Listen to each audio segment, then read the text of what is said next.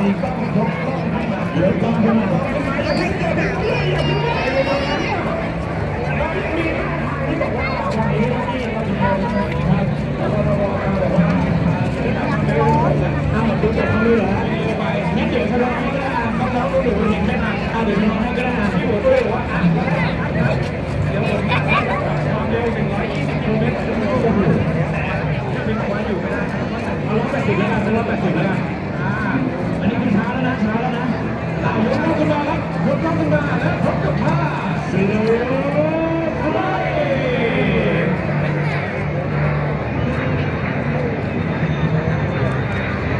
มาผมจะตัดลงด้วยเลยครับผมมีเรือบินไหมครับอะไรเยอะผมไม่รู้เลยเยอะเยอะ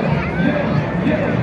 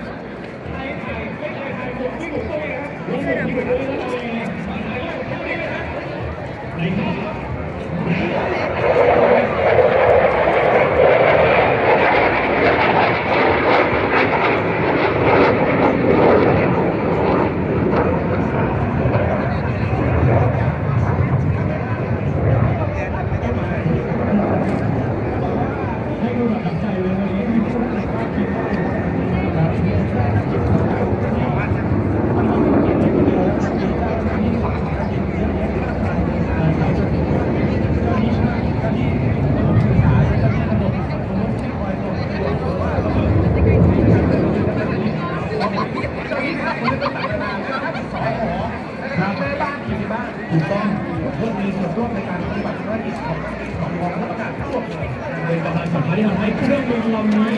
สามารถขึ้นไปปฏิบัติภารกิจได้อย่างสำเร็จรุ่งเรือ